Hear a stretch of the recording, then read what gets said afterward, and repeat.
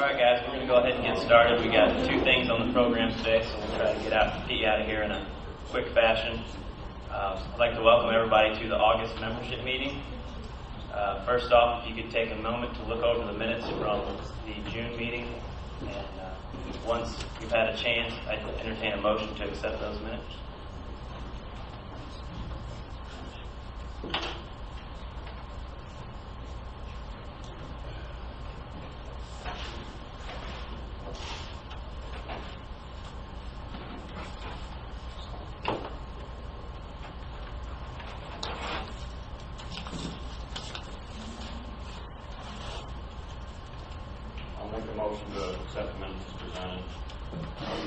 Motion by Steve, second by Dave. All those in favor indicate with aye.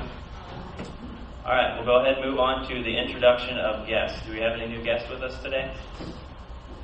You know, we have Mindy Church. She's with A&J Heating and Cooling. They're new members to the Chamber. We have their open house on this Friday, tomorrow, right? And the ribbon cutting will be tomorrow at 4 o'clock. If you guys are available. Do we have any other ones? Okay, we'll go ahead and turn it over to Dina, and she's going to give us a recap on the summer music series.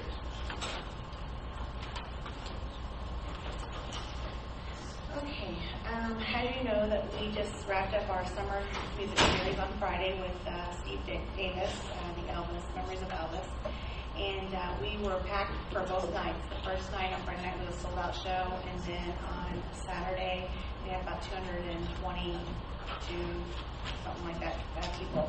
So very successful into our summer series. Our committee and chair, we will be meeting probably someday next week to go over final numbers and start planning for next year. We like to kind of get a jump on things so we can get some of our performers that we had back this year, we can get them back hopefully next year, and then we'll kind of go from there. So those of you who sponsored, were sponsored for the summer music series, thank you. For those of you who purchased tickets to the shows on more than one occasion or even just one occasion, thank you.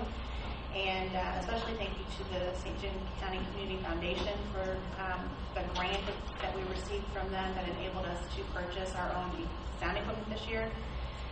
All of the performers just thanked us and raved about our sound this year, so it was definitely a great investment on our part, so we're very excited about that. I'm going to go ahead and go on to new business, which is the Chamber Golf Tournament. The Chamber Board has decided to plan a end-of-the-season golf tournament going to be held October 13th, 2012. Watch your email and your newsletter for more details. We don't have all of the information available yet, but it should be coming out very soon. I'm hoping that all of you got your little save-the-date postcard. So if you're interested in a team, just contact myself or Brad, and we will get you on the roster. A couple of announcements. We mentioned A&J ribbon cutting tomorrow. Their open house is from 10 to 4, but the ribbon cutting will be held at 4 o'clock. So those of you that can make it, that would be great. If not, stop and congratulate Mindy and Jason on their opening of their new location. The location is Weiler Street, located off of Highway 61. So I'm sure if you drive by, you'll see their new big sign out there, which looks great. So stop by at 4 o'clock to welcome them. Another announcement, Jared Vet is coming up next weekend. So those of you who have anything to do with that, thank you for another great year. And hopefully we'll have great weather and a nice crowd. So with that, I'm going to turn it back over to Brad. He's going to introduce our first speaker. Okay, for our first program today, we have Dr. Bosner, and I have a brief little bio and some highlights to read for you guys to make you a little more familiar with him. He grew up in New Jersey. He attended Muhlenberg College, Allentown, Pennsylvania, in 1979, Phi Beta Kappa.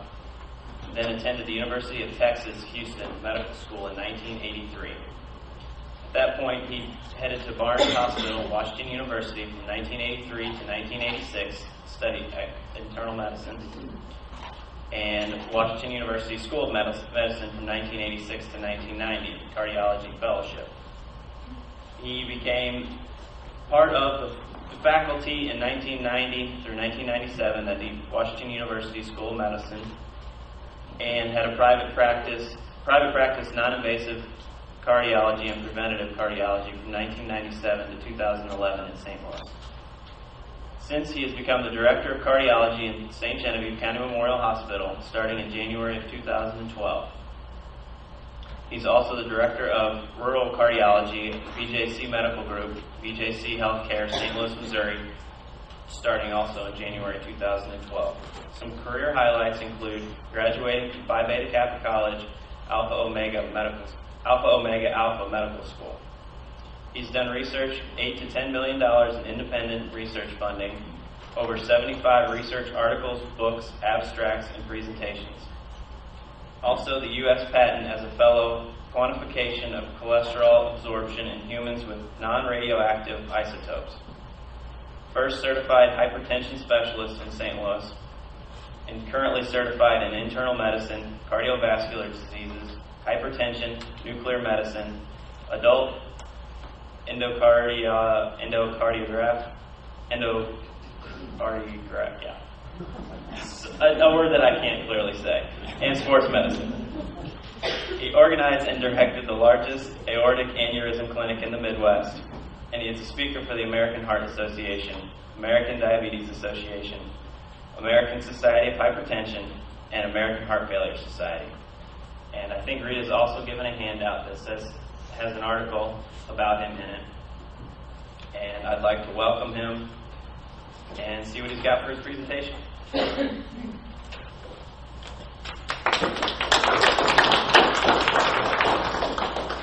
Thank you very much for allowing me to speak to you for a few minutes. And first of all, I'd like to just thank you very much for the warm welcome that I've had here in St. Genevieve. I've been here full-time since January of this year, and it was kind of a quick transition to St. Genevieve. Really never had any clue that I would end up here. It was a quick move, and I would tell you that I had dinner with Tom Kime on September 8th in St. Louis. September 9th, I came down for the day, so I happened to have a day off. I talked to him on September 10th, and on September 11th, we had a handshake agreement. And everything after that was just kind of a legal thing, and I showed up here on January 1st, and everything has worked out. So we had a gentleman's agreement, and everything has worked out well. It's a different world, and I'm really excited about everything we've done.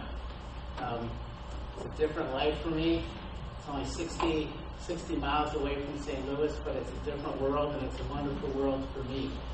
And I'd just like to talk to you about a few minutes about kind of why I came here and what I think that the wonderful things we can do here in St. Genevieve, the great facilities we have, what I feel is the mission that we can accomplish here, the facilities we have, what I believe the goals are of my role here, and the goals of the hospital, what we can provide currently, and what our mission is to broaden the scope of what we can provide for the community and what we feel is the mission for the hospital now and for the future.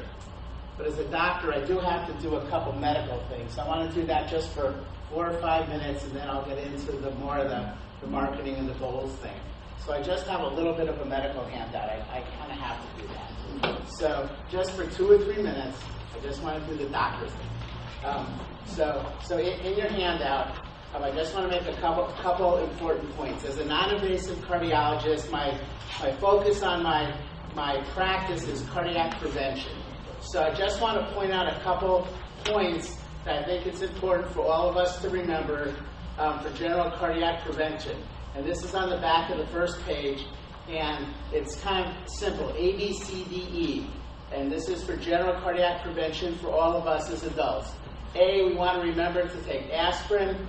For blood pressure control, we use drugs called ACE inhibitors or angiotensin receptor blockers. These are very important for controlling blood pressure, and if we have heart problems, B, we want to control blood pressure. C, we want to address cholesterol, and if we're smokers, we want to stop smoking cigarettes. D, we want to address dietary issues, and E, we want to get on a regular exercise program. The next page talks about treatment goals. The 3 major treatment goals we always go for in cardiovascular disease. We want to get our glucose or our blood sugar under control. It's very important to get tight diabetic control because diabetes is a very important risk factor for heart disease. If you are diabetic, you want to get your hemoglobin A1, which is looking at long-term blood sugar control under 6.5%. We're keeping your fasting blood sugar around 100. Your blood pressure we want to keep under about 130/80. And we want to get your total cholesterol under 160, or your LDL or your bad cholesterol under 100. Almost done with the numbers. Next slide is a little cartoon I always use in my presentations, and it says, "Give it to me straight, doc. How long do I have to ignore your advice?" And the reason I put that in there is it's kind of a cute joke, but the issue is the earlier you start on these things, the better, because prevention is the key thing. The earlier you start, okay, the sooner you stop smoking, the better. Okay, you want to get these things under control before you have an event, because prevention is better than dealing with something after it happens. So that's just kind of common sense. And then the final point, this is an old saying, Chinese saying from 2600 BC, and there's 3 layers of this. And it says that the bottom layer says, the inferior doctors treat the full-blown disease. The mediocre doctors treat the disease before it's evident. And the top layer, which is the most potent, says the superior doctors prevent the disease. Well, I always use this for years and years and years, and I gave a talk about 3 years ago, and this little Chinese lady at the back of the room raises her hand, and she says, "Dr. Bosner, do you really know what this means?" And of course, I really didn't, because, I just used this because it sounded kind of cute. She says, "What this really means is, in the old days, what happened was, what the top phrase means is that the doctors of the kings in China in the old days was, if you didn't cure the king, the doctor got killed. So that's why they had to be good. So if you weren't a superior doctor, and if the king was sick, and if the king died, you got beheaded. So you had to be good. So the superior doctor had to prevent the disease, or else you were gone. So anyway, that's why the superior doctor wants to prevent the disease. That's why the preventive doctor and prevention is really the way to go. So that's kind of my spiel on our general medical care. What I'd like to focus today on, what our goals are here in St. Genevieve, and what we have available to the right now at the hospital, what we are doing to plan for the future, and what we can provide to you as a community, and what we're planning on doing for expanding services to our community, and how we can broaden the services that we have.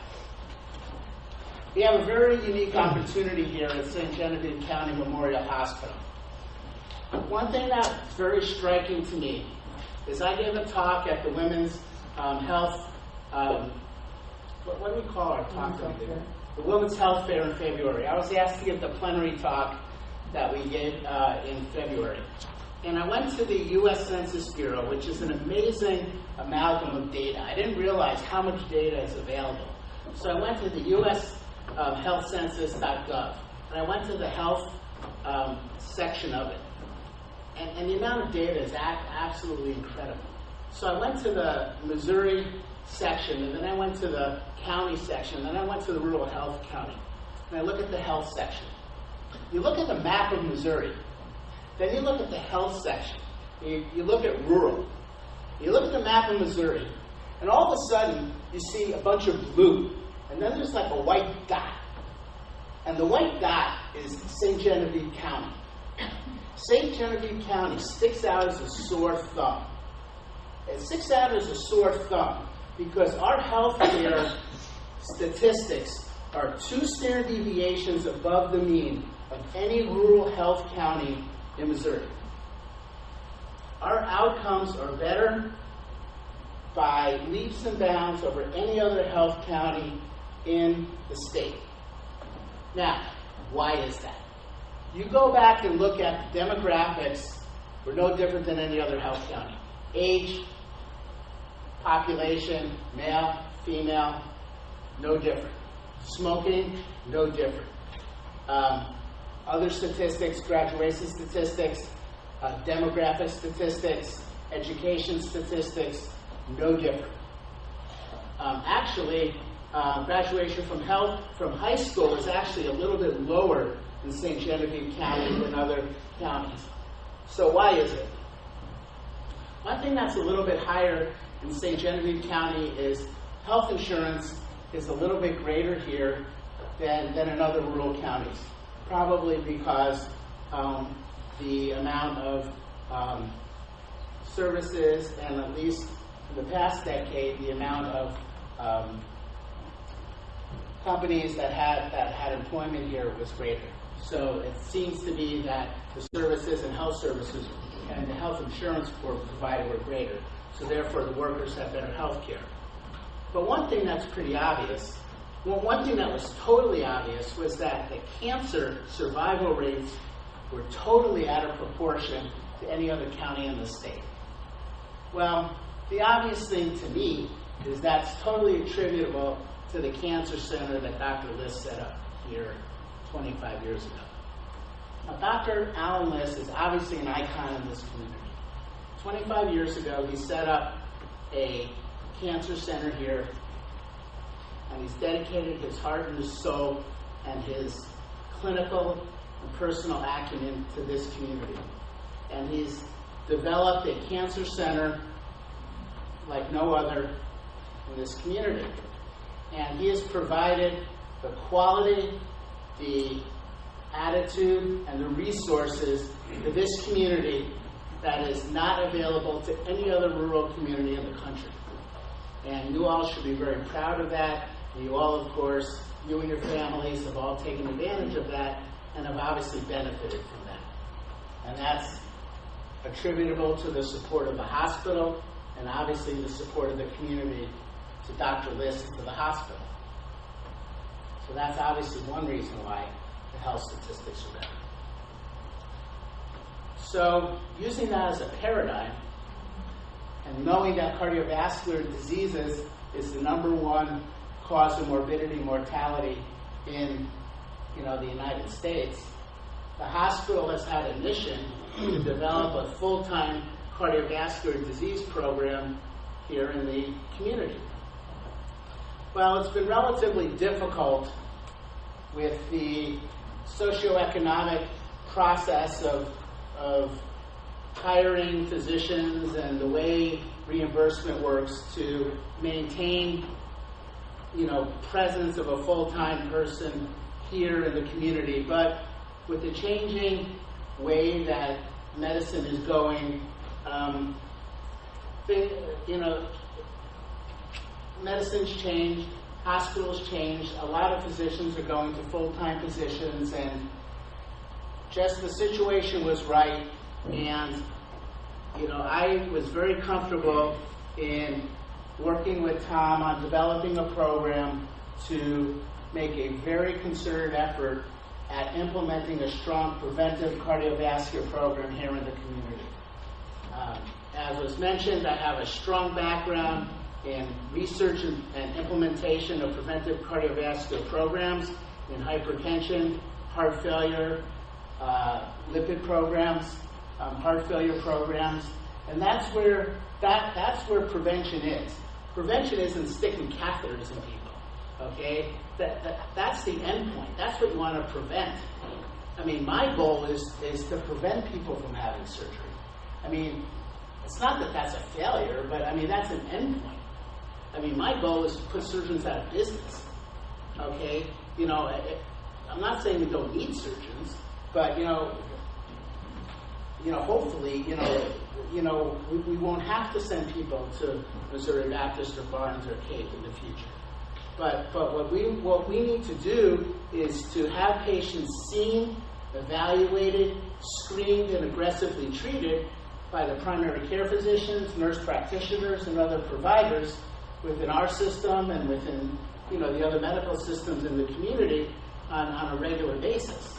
And that'll involve a very extensive educational process, not only of the physicians, of the providers, and of the patients, to be screened. Okay, and that'll involve a concerted effort, of an educational process. And that's part of what our job of educators are, and of administrators, is to implement an education program. So part of my job is to develop that, is develop an education process to go to the providers and say, this is what is a basic program which is necessary for screening your population. This is the bare minimum of what your patients need to be screened for as an adult. Okay, this is what they need to be screened for. This is what they need on a yearly basis, on a every 5-year basis, etc. And then we're going to implement that in our programs. And with the electronic medical record that we all have now, that's easy to track, and we'll know if we're doing it or not. And that's what we're doing.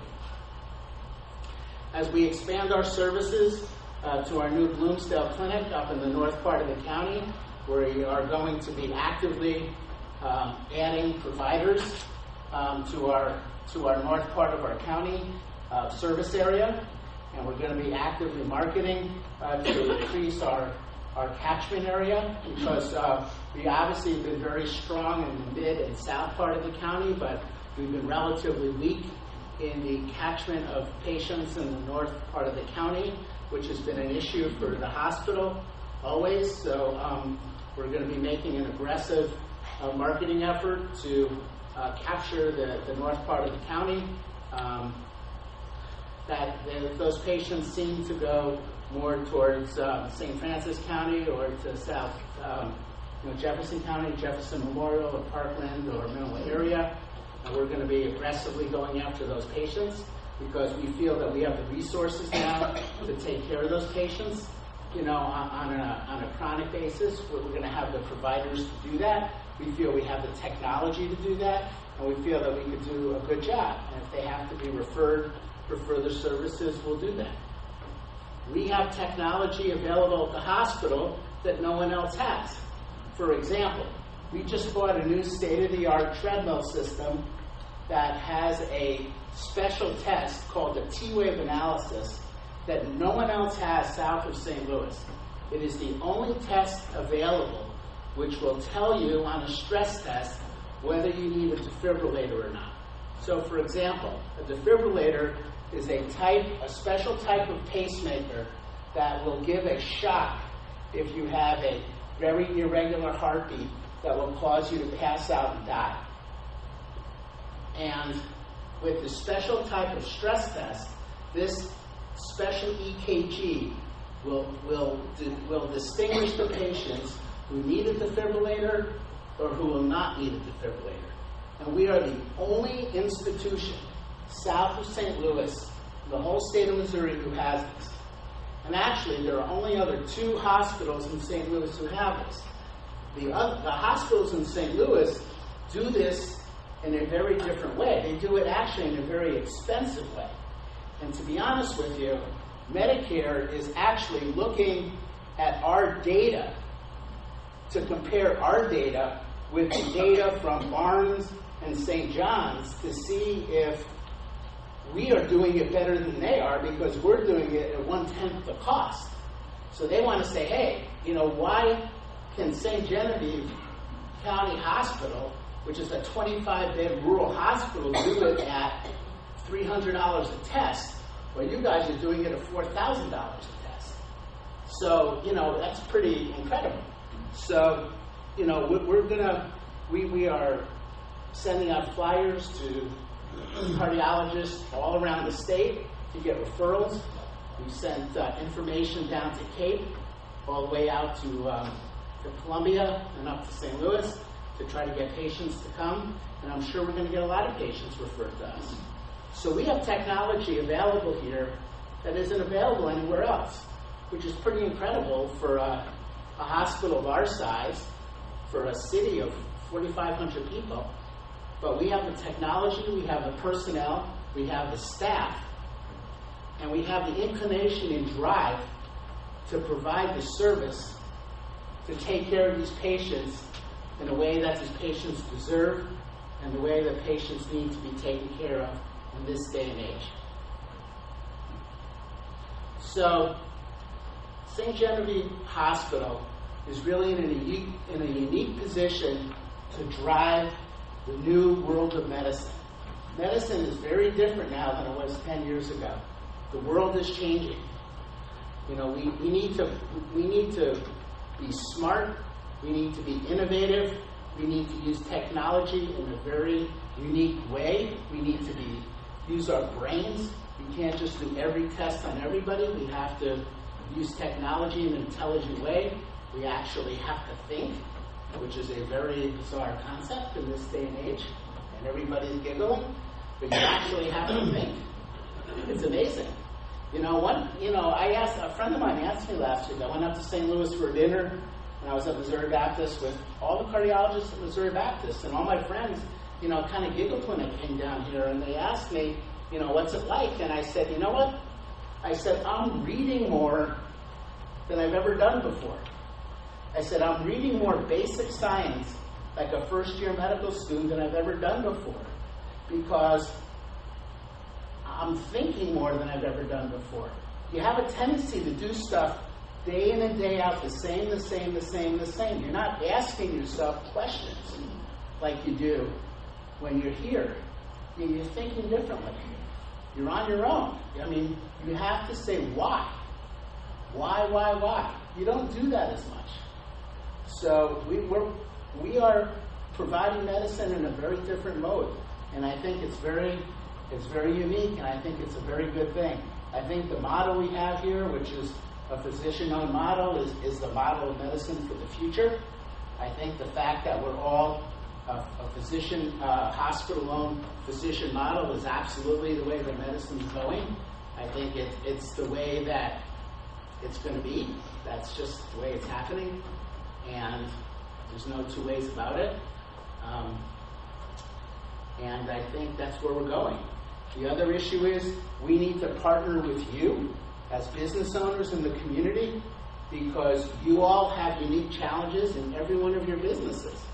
In banking, in plumbing, in carpentry, in community service, in government. In every business that you own, you all have unique healthcare issues that are different now than they were 5 years ago. Okay, your healthcare costs and personnel costs are your number one cost now in your business. And you have to deal with that differently now than you did before. So we have to partner with you, okay, to take care of your personnel in the way that you want to take care of them, because that's a priority for you as a business owner, because you have to take care of your personnel, and you want to take care of them well because you care about your patients and your personnel, and you want to take good care of them, but it's expensive. So we have to work with you, and I believe you want to work with us, so we have to have an open dialogue to work with you and to come up with solutions that will help you take care of your personnel, and we will let you know what services we have to do it in a more effective way than we've done in the past.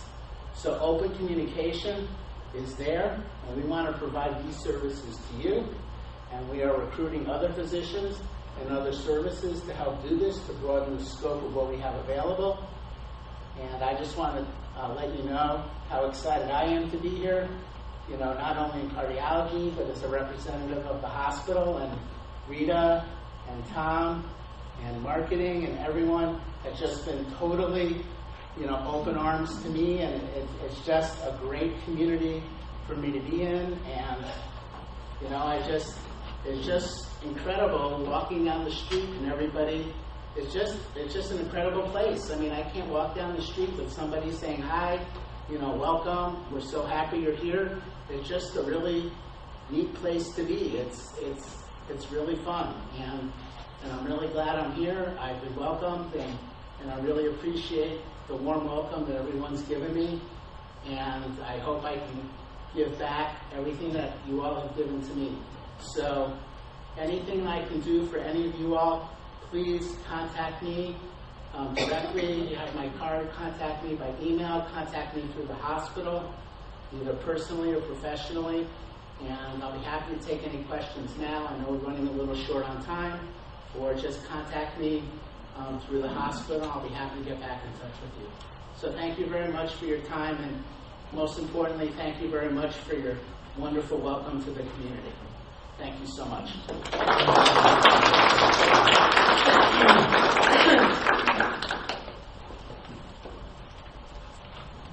anybody have any questions for Dr. Bosner? Thank you, Dr. Bosner. Okay, we have kind of a two-part little program for you today. We had two speakers on our agenda, so I will introduce our next speaker, Stormy Crawford. Stormy spent the years of his youth in Venezuela, where he came to appreciate many forms of wildlife, especially birds. At the mere age of 2, he was raising a flock of ducks that his parents had bought him. Stormy's family moved back to his mother's hometown of St. Genevieve, where he spent his adolescence. After returning from the Vietnam War in the late 1960s, Stormy finished his bachelor's and master's degree in zoology and agriculture. While working in the bird department at the St. Louis Zoo, he began rehabilitating animals, especially birds, out of his house in St. Louis. Over the next 30 years, this backyard practice blossomed into today's well-respected World Bird Sanctuary.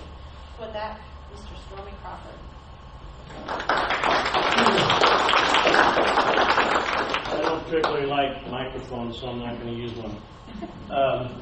And it's a pleasure to be here, to talk to you all. I know you're the basis of this community, and I think that's important.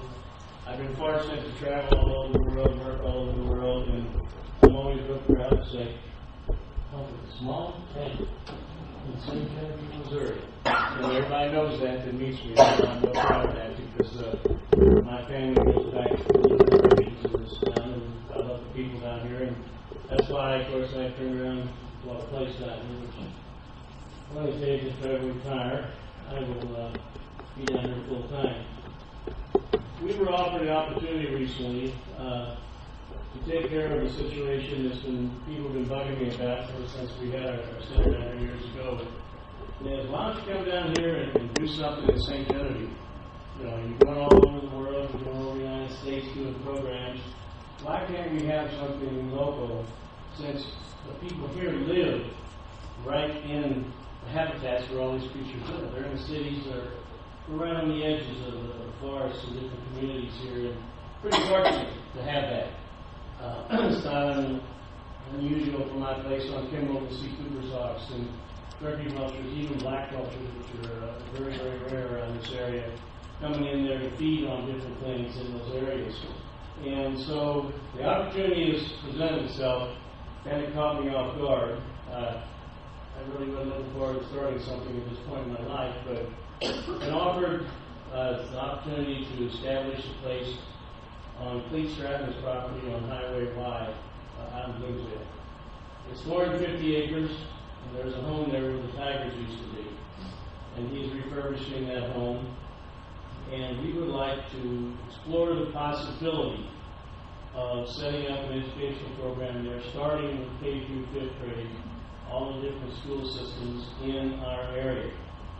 And it kind of came about accidentally, as I said. And I think the reason I really decided to do this is I was speaking, where was it, Boston, I think.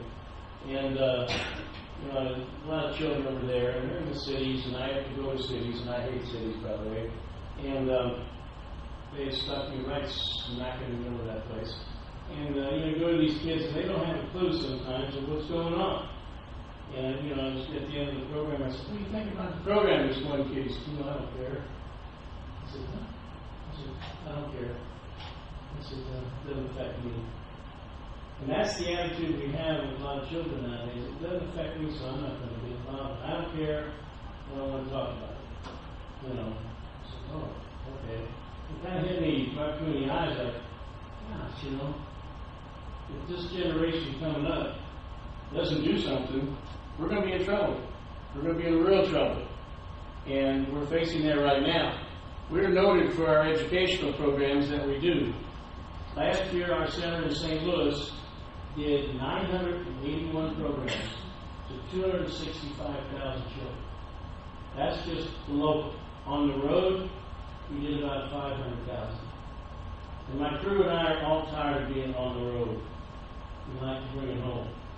And that's why we'd like to talk to you, and if anyone's interested in partnering with us on this program, I've been told by my board I cannot remove any money from our facility in St. Louis. That facility stands by itself. We've closed all our satellite facilities in Florida, Clarksville, all these other places that we had satellite facilities. Really, because I got tired of running around checking on everybody. It makes my life a heck of a lot easier. We brought everybody home when we opened up the new place, and it's been very successful.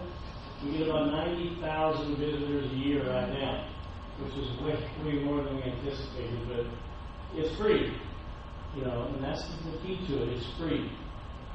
And the programming we do, though, in the schools is usually covered under a grant from different government agencies. But with a situation standing the way it does right now, these children don't understand that they're going to have to step up and really pay attention to what's going on. This apathy that's running rampant in our society has got to stop. And, you know, drugs and alcohol, kids that are in 4th and 5th grade, we have to point it in a different direction. I've always, and everybody knows me, listen, when I was 2 years old, I started. I've had animals. And I'll be damned if a research project didn't just come out, because I was asked to do a thing on Channel 2 yesterday about this, that children who grow up with animals in the house are much more adapted to society, are much better students, are just better all the way around, they're healthier. You know, I mean, they had all these animals listed, chinchillas and guinea pigs and rabbits and even rats and snakes and and you know, and these kids, if they have the responsibility, not dogs and cats, I'm talking about unusual creatures, that it really makes a difference in their life. And when my producer called me, she said, "You think you can do something about that?" I said, "Well, yeah, that's not a problem." So John and I and one of the other girls took all a bunch of critters up there, and you know, they always like us up there because it's something different than rapes and murders and car wrecks. And so we had a good time, and we talked to them about it, and did a brief thing. And come out to the sanctuary, we'll talk to you about it. My naturalists are all very well trained, all well educated, and they can answer almost any question you got. And the bottom line is, we should be doing that here, right here in Cincinnati, but we're not. Now I didn't bring any of my figures around, but I've got them. If anybody's interested, exactly how much it's going to cost us to operate that facility. Now we are audited every year by Reuben Brown. We have an independent financial people who handle our books. I don't touch the money. The one thing I remember more than anything from Marlon Perkins, who taught me, is don't touch a nickel. If somebody hands me a check or some money, I will immediately turn it and hand it to whoever's with me. There's no way anybody could ever say I took any money. My board, 17 businessmen in the St. Louis area, are very picky. Every month we meet and I have to account for every nickel and dime we spent, also where it came from. And that's what we want to do down here too. And we will. But I'm hoping some corporations, and maybe private individuals, whoever, might come up and help us get this organization going. We would like to open up next summer. Police Stratton has been very kind about providing this home. It's going to need a little bit of work. It's where the Tigers used to be. You might remember that. But I want to focus on education. We're going to put nature trails out there. You can't teach kids about the environment unless you're in the environment. Take them out, walk them around. We'll have owl prowls out there in the evenings during the owl season. And you've never seen the wide-eyed kids at night when they're sitting out there and you call them out and calls back. Yeah. You know. What was that? It gets them involved. It makes them really care. It makes them want to do something. It also provides juniors and seniors in high school with the opportunities to come work with us and learn. And Cassandra's going to be graduating here, or there she is up there. She'll be graduating here this next spring, and she's been with us for a long time, like most of my staff has. Most of my senior staff have been there 25 years or more. That's not because I'm a nice guy. They really care. And they want to make a difference. And it's just, a lot of the time, it's just little kids that you see them out there. You know that you're getting through to them when you watch their eyes. And they're like, oh, wow, that's really cool, you know. And it's important that we get through this now, not later. But we do it now. So we have a proposal, which we have with us today. It's nothing fancy. We don't go with glitz and glamour. We go with what gets the job done. And all we want to do is educate children. Because they are our next step. And I'm tired of seeing them on Keep Kids and TV shooting each other and everything else. And you know, that's not the answer. We have to direct that energy back to a more positive thing. And we have a program up in St. Louis for youth young children, 13 through 16. And, boy, they don't get the good jobs either. You know, you're going to clean the shit if you're going to learn. That's the bottom line. Because what goes in one end of an animal comes out the other. And I think that has a lot to do with having them in the house. My mother said I could have everything in the house I wanted, except snakes. But I had to take care of it. Now, if I was sick or something, she would step in. I had rabbits and chickens, you name it, I had pigeons. We all had that stuff back in those days. We also didn't have the problems we're seeing right now. You know, and so sometimes I think if these kids had somewhere else to direct that energy, they may not be looking for trouble. So all we're here today was just to give you a brief view of what we do. You saw some of our pictures there. We travel all over the place. We do them everywhere you can imagine. We have our newsletters with us too. This just came off the press. We put this out 3 times a year. Tells you what we're doing, goes to all our members, and tells you how you can help and what things we're looking for. A lot of what we're looking for is in-kind help. We need plumbers, we need electricians, we need carpenters, we need a few, in some cases, materials, furnished seat chairs for the classrooms and stuff like that. So anybody, no matter what business you're in or what contacts you have, we could use them. But that will stay here in St. Genevieve. We will not go to St. Louis. And we will have a totally separate set of books. So we can prove that again like we did the last time we were here. If there was a question about it, I pulled out the audit. The question was stopped immediately. Because there it was. And I don't understand finances. I don't have to. That's what I pay these people to do. You know, and they audit us and they really take care of every nickel and dime that we have. So if anybody's interested, be sure to talk with me afterwards. I'm not going to tell you because most of you have to go back to work. But be more than happy to hand you one of these proposals, and you can talk to me about it later if you're interested. But I'm also very glad to see the chamber, this many people here, because this is the guts of the city right here. This is what really helps with pulling everybody together. And I know it's not easy to do, and I wouldn't want to do that. I don't want to be on the chamber. But I mean, I admire you guys taking the time to come out and do these things. And if we can help you with anything else after we're done here today, please feel free to talk to me. Thank you very much.